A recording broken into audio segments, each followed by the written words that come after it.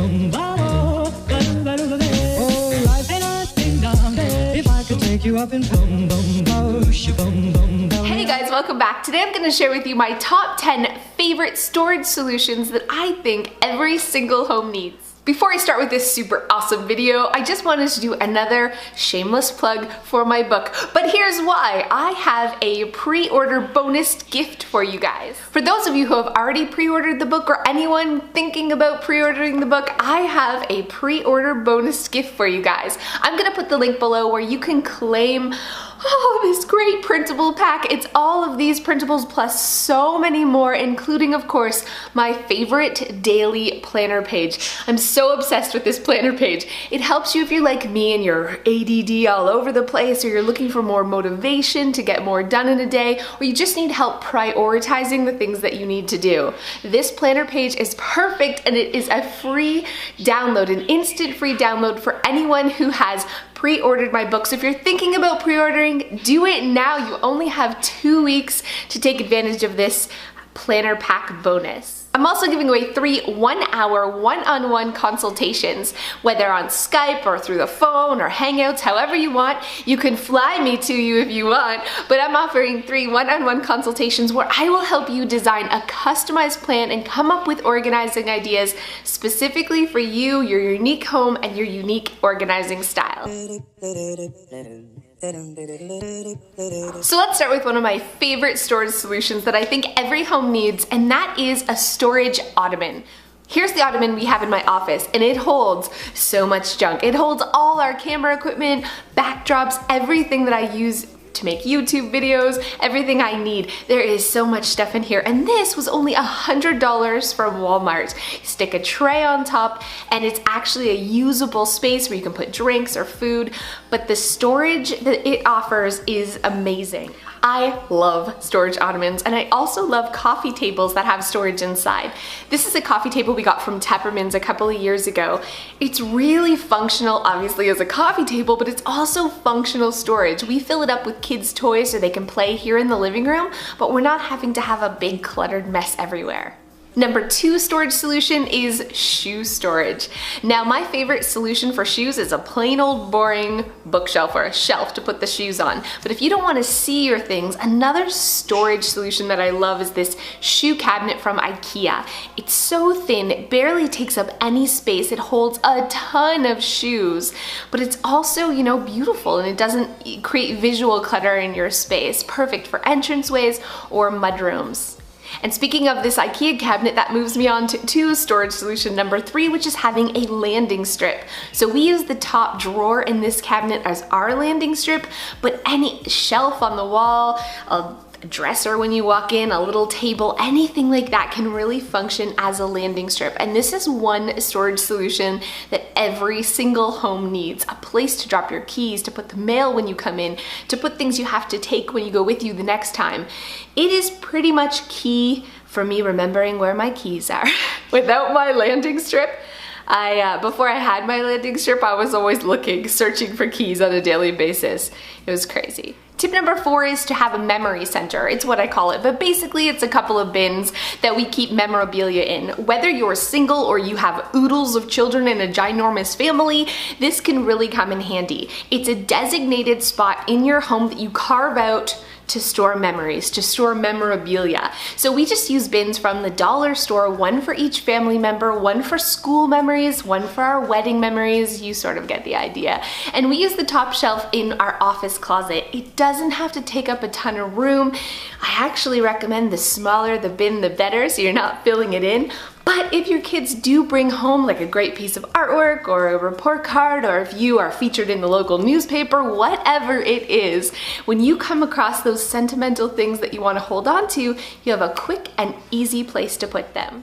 Since we're talking about the closet in my office, I had to bring up a cord box. It's a simple storage solution that is probably like the 3rd thing I ever organized in my home, and it has been a lifesaver. It's the place where you put all those extra extension cords, or you know, those multi-jacks. It is exactly what it's called. It's a cord and cable box. So extra phone cables, extra chargers. You're like, what is this charger to? I have no idea. I'm gonna put it in the cord box, and the next time I find something and I'm like, where the heck is the charger for that? it's in the cord box. Trust me, this is an organizing solution that everybody needs. So grab a bin from the dollar store, make yourself a cord and cable box today. Next, I wanted to talk about under bed storage. There isn't a bed in this house that doesn't have either drawers underneath or pull-out under bed storage, because why not? Why wouldn't you take advantage of those? I especially love the really thin roll-out kinds. We use them for clothing. I also use it, as you can see here, as a wrapping station to store all of our Christmas wrapping paper. These rolling under the bed bins are pretty much something that should be in every single house. You need to maximize that space under your bed. Otherwise, it's just breeding dust bunnies. My next storage solution is a gift closet or a cupboard or a drawer or something, some designated spot in your home to put just what I'm, gifts. So we not only use this old closet, which was just for storage, I cleaned it out. It's now the gift closet. So it's the place where I put those gifts throughout the year when I buy them. Like I'm like, oh, this is on sale, or I can use this as like birthday gifts for my kids' friends coming up. It's where I pile all of that stuff. And I have baskets up high for my kids so they can't see, and the things at the bottom, you know, for other people. It's also where we put our re-gifts. So when we get something super crappy for Christmas, we put it in the re-gift pile. And I store my wrapping paper, gift bags for birthdays, all of that type of stuff in here. It is an awesome little space. It's a little thing that you can carve out in your home that makes sure you're not misplacing all of those gifts you buy throughout the year, and it really keeps you organized. I can't talk about storage solutions that every home needs without talking about shoe sorters. I know, you've heard this 1,000 times, but that's because they're awesome. I love using them for little toys, stuffed animals, things like that. They're great on the back of the car. So if you cut one in half for road trips with your kids, cut them in half and tie them to the back seat, and your kids can stuff all crayons and all the little snacks and all the things they need while driving. I'm pretty much obsessed with shoe sorters. There's a million different ways that you can use them, and they are a really inexpensive but really functional storage solution that every home needs. Next, I want to talk about an action file. Every single home needs an action file, and what an action file is literally a place to put your papers. It's a place to put the papers until you have a chance to deal with them. So to do, bills to be paid, things you want to read. I have action files all over the house because we have paper that collects in different spots. I have one in the kitchen, I have one in the office, I have one in the craft room. I love these accordion file folders, but if that's not the way that you would like to store paper, this magazine rack is really a great option as well, or anything that you use to corral the papers and the mail and all that stuff that's coming into your home, all those things you need to deal with. Create an action file today. Taking advantage of vertical space is so important, especially if you have a small space. So I'm grouping pegboards and corkboards in one. I love using corkboards for jewelry. This is my necklace holder. It's just two really inexpensive corkboards. I wrapped some fabric around them and used 3M strips to attach it to the side of the dresser. It's a great way to store all of my necklaces, so they're really visual, and it was like $5 to make, so it's budget friendly as well. And you guys know I'm obsessed with this pegboard organizer in the laundry room. A pegboard is not just for the garage, you guys. It is great for organizing so many different things. You can add endless hooks or shelves or any kind of storage solution that you need, and you can really make use of that vertical space in your home. So thank you guys so much, and don't forget to pre-order that book so you get your planner pack bonus and you're entered into that draw. And if you're new to my channel, hit that subscribe button for more organizing videos each and every week. I keep forgetting to show you guys Abby's closet. She donated a ton of toys that she wasn't playing with anymore, and we actually sold a lot, and she was able to turn her closet into a secret hideout, her very own. This is what it was before, so lots of princesses, Disney princesses she was never playing with. We donated or sold almost all of the princesses. She did keep still a ton of toys, but now she has this great little secret hideout. She loves it. She shuts the doors and plays in here for hours. I had a bunch of book stuff I had to take care of this week. So the Great Purge of 2017 is back with a vengeance next week. Hopefully starting Monday, I'm going to be doing the craft room, purging the craft room, which I've put off and procrastinated because I'm a bit of a craft supply hoarder. I'm always like, this could be used again. This could be all the things I tell you guys not to do. I'm like, this could be useful. This button, I could use it as a nose on something that I make one day. Oh, it's just 1/3 of a pipe cleaner. You have to keep that. You might need a whisker on a cat.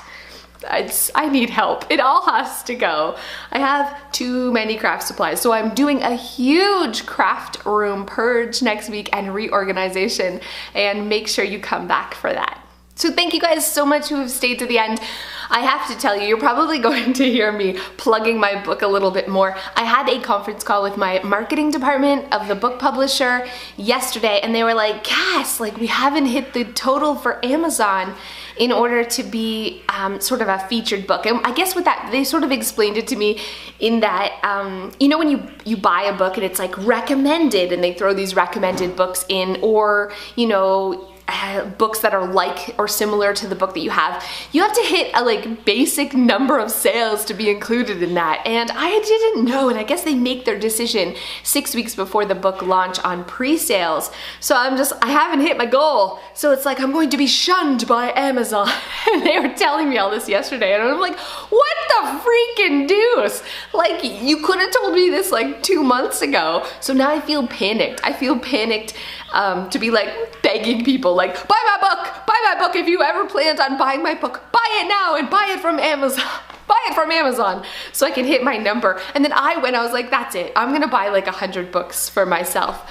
But I can't, it only lets you order 5, which is totally crazy, but I guess it's so you don't buy 1,000 of your own books to boost you up so you're a recommended book or whatever. So I get it, but all of this is just like, it is not me. I feel pressure. I don't like asking you guys for things. I like to do everything for free all the time. I don't like doing sponsored posts and that sort of thing. So it feels awkward asking, but let me assure you, there's only 2 weeks left of this, and then I'll never mention it again. So bear with me. It's gonna be a lot of plugging. It's gonna be a lot of me like, please buy my book. But sorry about that.